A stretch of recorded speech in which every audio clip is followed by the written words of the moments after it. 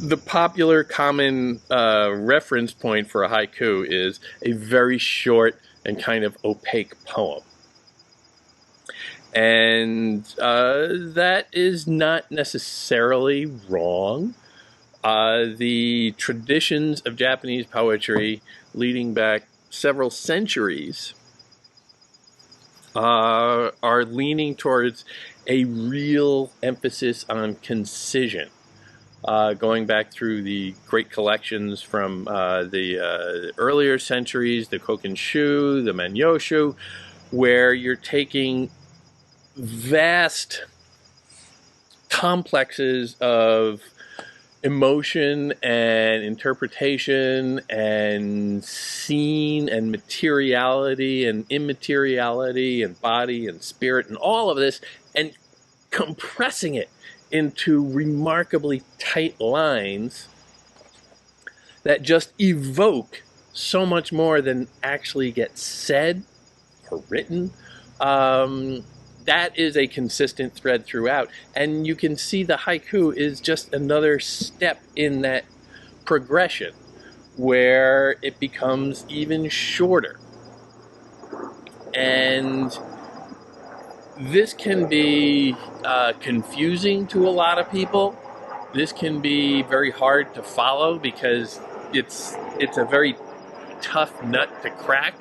Especially if you're saying, well, okay, well, a poem has to mean something. What is the meaning? And I'm going to open that up and there's going to be the meaning. And that's not always the most fruitful way of approaching this stuff. With Matsuo Basho, you get this wonderful talent that is also kind of playful and fun. And in The Narrow Road to the Deep North, this great collection of writings posing as a kind of travel narrative. He writes this just a few years before his death. He doesn't live a long life. I think he dies when he's around 50. But at around 45 or so, he goes on this journey. And this is supposedly a recording of that journey. It's not entirely truthful in that it is not necessarily a journalistic enterprise. Subsequent scholarship suggests that he didn't actually do a lot of writing while he was on this journey, like he explicitly says at times that he does. He's fibbing a little there, but a lot of the poems and a lot of the writing comes actually afterwards, when he is reconstructing everything in his mind, which, let's face it, is what writing is. Very few people have an experience and simultaneously write about it. If they do, that writing is often garbage, and who the hell wants to read it? I had cereal 5 minutes ago, and now I am finishing a cup of coffee. You know, who really needs to know all of that? But the process of time, the process of a little objective distance allows you to sift through all that experience, to sift through all of those thoughts and pick out the real important ones and start to thread all of those together. And that's what you get here in this remarkable document, where you get a mixture of prose and poetry, also not uncommon within the Japanese tradition, where you get fairly conventional at times, it seems at least, prose exposition, talking about going someplace, doing something, and it all seems very real. And then all of a sudden, they interject a little moment of poetry. I went to this place and I saw this and I saw that, and then I was moved to write this. And there's a short poem there, a short haiku. And it's just another way of bringing out the thought process that happens on the journey. It's another way of documenting your experience. And you can take it as that. But that is a first level reading, I would say. The more significant thoughts tend to come from thinking about the connections and the disparities between these two modes of writing, prosaic and the poetic. And this book is a multifaceted exploration of exactly that sort of experience, that experience of being between two things, the in-betweenness of it. The liminal is the high-end literary word, the liminal quality of the experience, where it is poetry, it is also prose, but the most significant moment is the betweenness of them. Again and again and again, this story, if you want to use that loose and inaccurate word here, dwells on continuities and discontinuities. It is, on the one hand, a journey. Okay, he wakes up one morning, he says, and wants to go on a journey. That's fine, that's fair, that happens. But you have two ways of looking at a journey. Is it a journey from point A to point B, where the important parts are point A and point B? Or is the journey itself the point? Like the classic line, it's not the destination, it's the journey. Those sorts of thoughts start to come up. And again and again and again, you read through this and you find moments where he's talking about history and the distant past. And he's reflecting on the distant past as an analog of sorts to the present. So you get time collapsed like that, where you're considering not just the distant past and the present, but the moments between, what happens in between. Just like they use the present from time to time in the shadow of the distant past to try and predict the future. They speculate on the future. The text speculates on the future. And so you are suddenly the present is between two things, between the past and the future. It is a liminal space between them. It is a moment of uncertainty. Significantly, Basho is going on this journey at age 45, which I gotta tell you is middle age. And when you are middle age, you start thinking about the fact that, well, gee, I got more time behind me than I do in front of me. I'm going to die one day. And, you know, some people go out and buy a Corvette, and some people go out on a nice long walking journey and write poetry about it. So he is between two things, between birth and death, and he is very much aware of this throughout. He is aware of the passage of time. There is a constant reference to seasons, constant reference to the passage of time. The haiku form here always has an element within it that tells you what time of year it is, what is the season, what is the climate like in that season. So all of these references are stacking up. The differences between art and nature. He is walking through nature very frequently, but he is writing about it at the same time, producing art from nature. But it is not also the direct experience of nature, because we know that he is reflecting on it at a later date and writing it as if he were there. So is that truth or is that fiction? Another bifurcation there. Truth and fiction, art and nature. All of these little poles are pulling at him, but also joining together.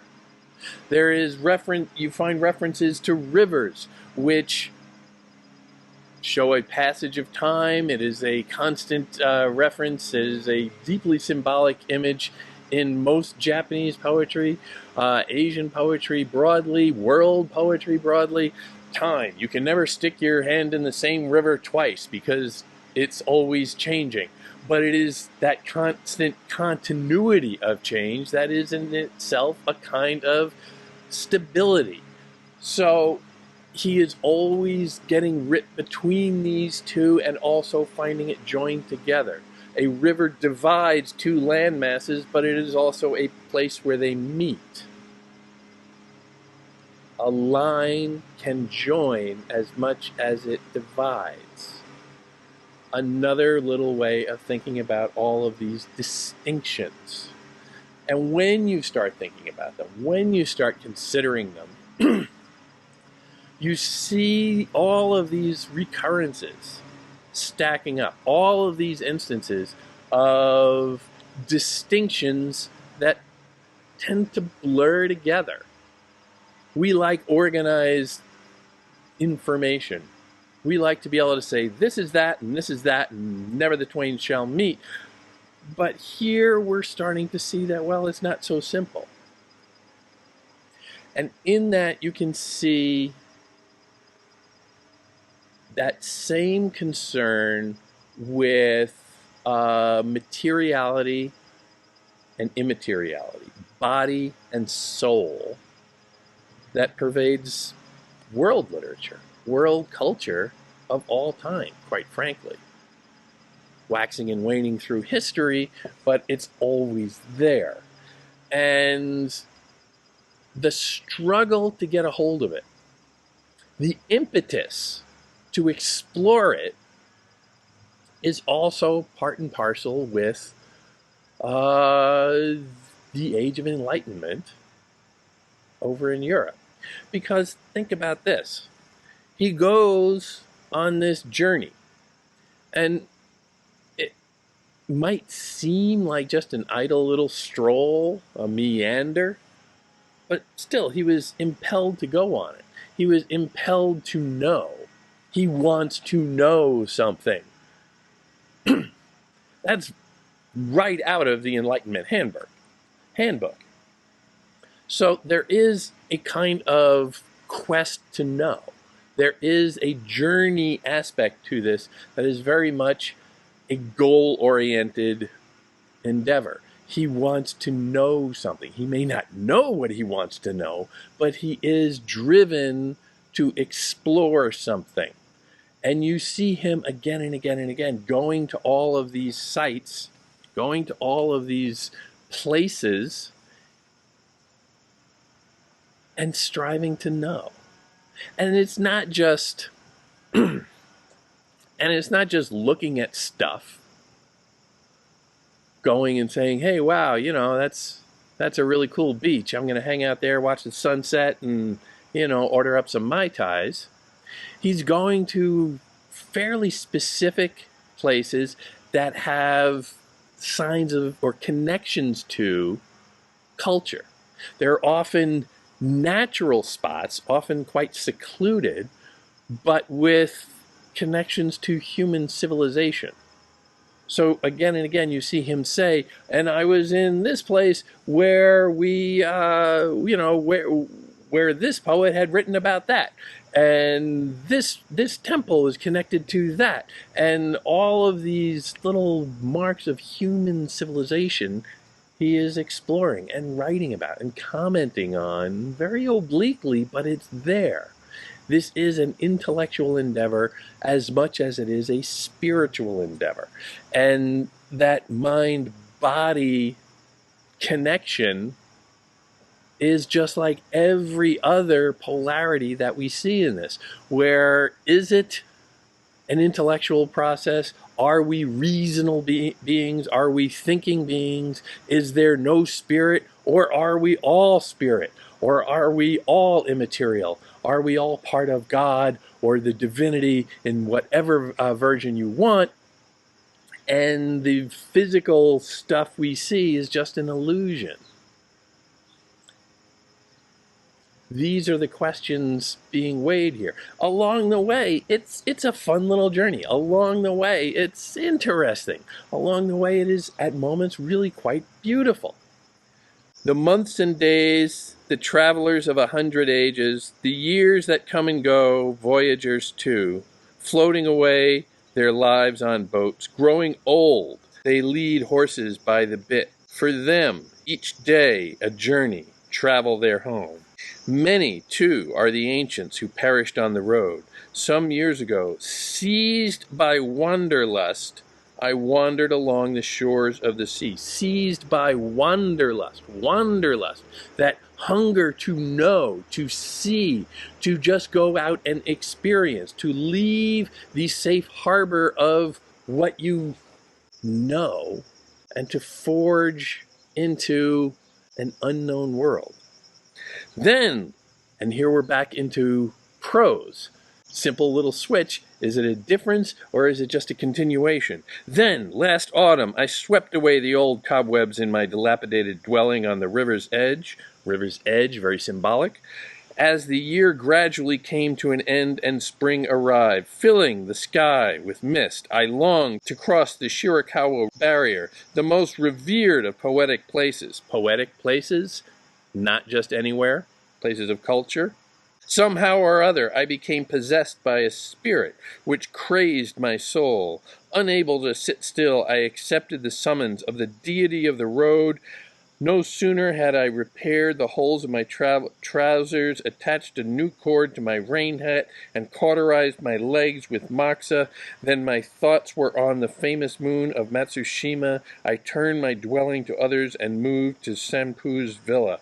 Notice the switching back and forth between material concerns and poetic concerns, between the body and the soul, between art and nature, between physicality and spirit.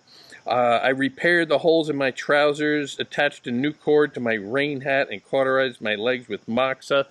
All very physical, all very material, practical concerns. Then my thoughts were on the famous moon at Matsushima, and suddenly he's off on an aesthetic reverie. Suddenly he's thinking about something that is more artistic, more spiritual, more beautiful, and less practical. And then back into a poem. You get a short haiku. Time even for the grass hut to change owners, house of dolls, which you go down to the footnote and it tells you that it is alluding to a particular time of year, the doll festival, a sign of culture, a sign of passage of time, a sign of civilization. But that is compared to time even for the grass hut to change owner. A grass hut is a very unsophisticated dwelling, a very uncultured dwelling. A grass hut is very humble and has nothing to do, you might think, with the palace and the culture of the palace. Or does it? Is it all a continuum? We don't really know. There are these lines, and the lines divide, but the lines conjoin, and it is all uncertain. I left a sheet of 8 linked verses on the pillar of the hermitage. I started out on the 27th day of the 3rd month, connecting already the difference between culture, between the art and nature, between spirit and body, between writing and experiencing. All of this is getting pointed out again and again and again. You just have to recognize it. The dawn sky was misting over. The dawn sky was misting over. Another reference to passing time. The moon lingered, giving off a pale light. Beautiful, but also a sign again of passing time. The peak of Mount Fuji appeared in the distance. I felt uncertain, wondering whether I would see again the cherry blossoms on the boughs at Ueno and Yanaka.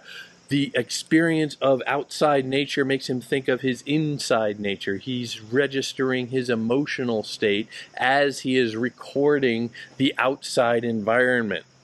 My friends had gathered the night before to see me off and join me on the boat. When I disembarked at a place called Senju, my breast was overwhelmed by thoughts of the 3,000 leagues ahead, and standing at the crossroads of this illusory world, I wept at the parting.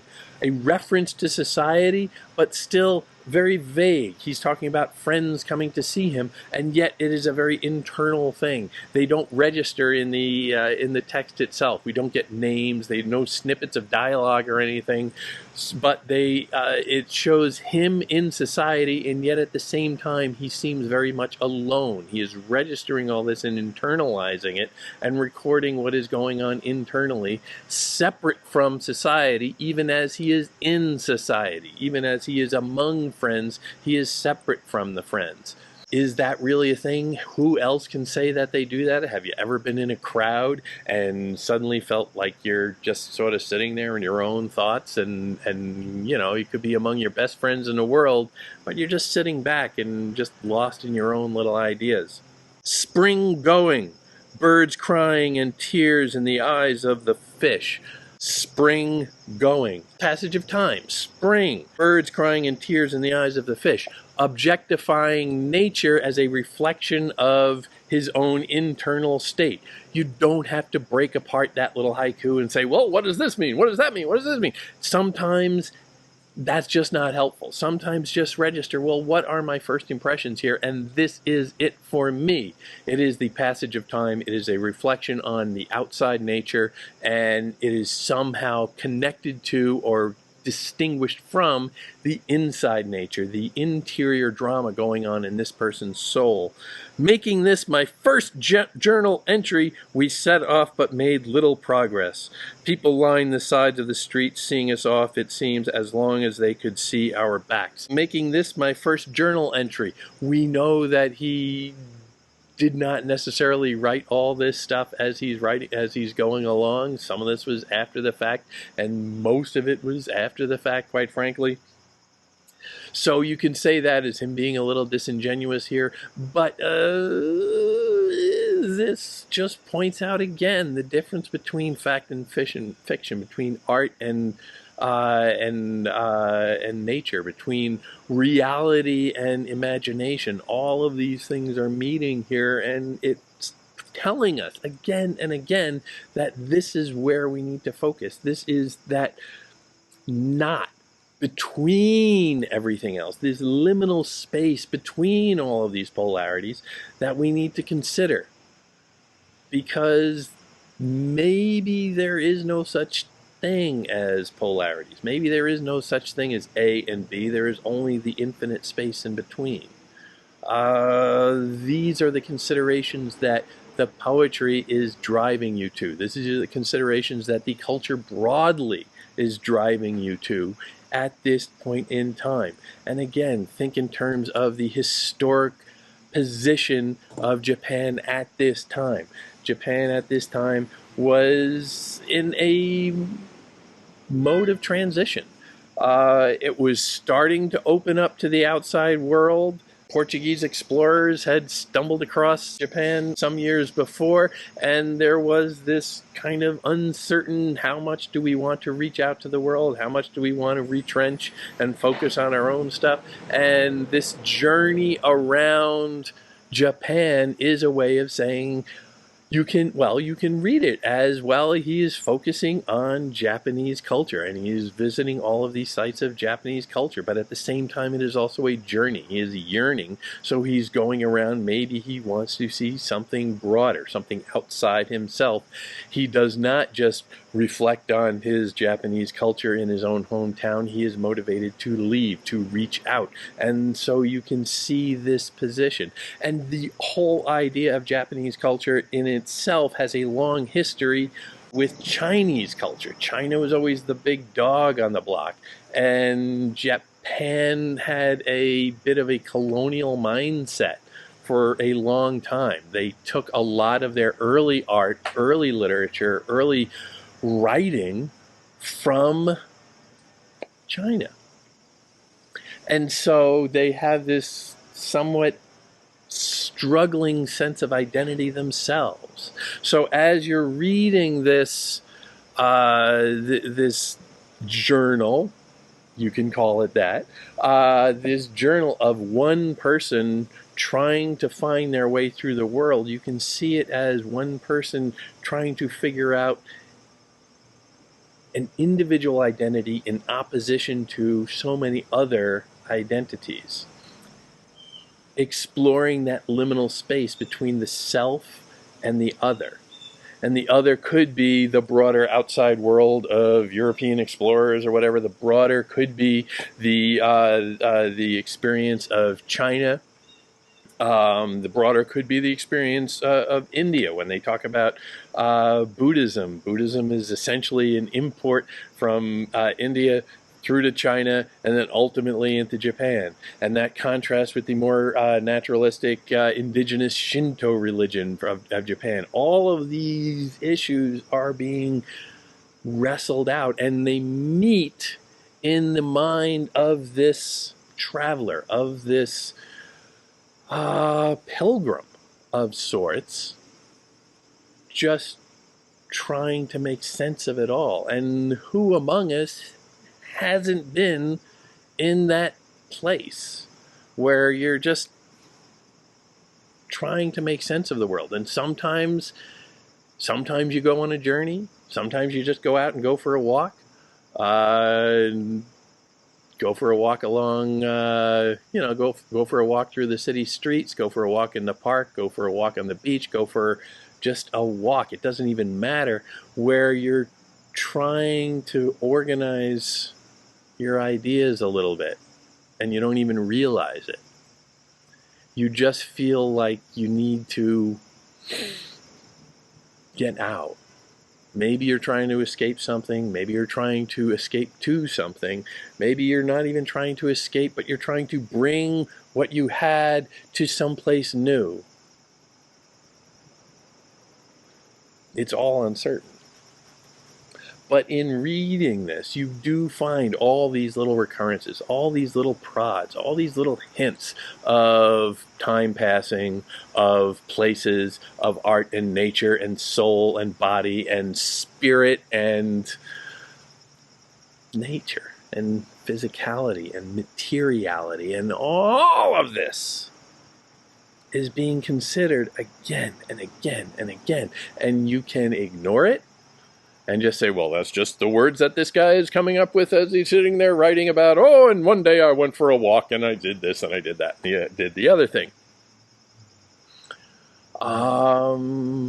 Yeah, you can read it on that level. And in that case, it's sort of interesting because it does take advantage of some of the conventions of journalism, to use that term, which is a little loaded, travel narrative. There is a long history of travel narratives, especially in the so-called age of exploration, where people are just really interested, especially as the printing press and popular literacy begins to spread. People want to hear about other places. Ordinary people who don't get out, don't get to travel very much, want to hear about ordinary places. And it can be the place 2 towns over, it can be the place on the other side of the world. They don't really care because they're not going to either. They're going to be born, live, and die probably in the same 3 square miles. But they like hearing about other things because of that intellectual curiosity that so fuels this era. And you can read it on that level, where you're just learning about, oh, and that looks like a lovely spot, and hey, I wish I had a postcard from there. And you can enjoy it on that level. But if you just scratch that surface a little and start to think about, well, okay, there are so many ways to tell a story of a travel, to tell a story of a journey. Why this detail? Why this detail right after this other detail? Why the constant, and then the time passed, and then the day moved, and then the weather changed, and suddenly there was frost on the ground. Why all of that? Why? It gets repetitive. It's annoying. I don't like repetition. But repetition is a very common poetic device because it makes you see it. It makes itself conspicuous. Repetition is conspicuous. Repetition is conspicuous. Repetition is conspicuous. And that is the writer, the text itself, shouting at you to pay attention to this. I'm repeating it because I am trying to make a point. The point might not be all that clear, but think about it.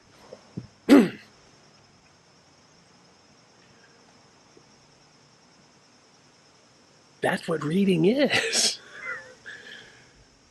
It's not just taking in information. Again, information is cheap. Information is not all that interesting when you get right down to it.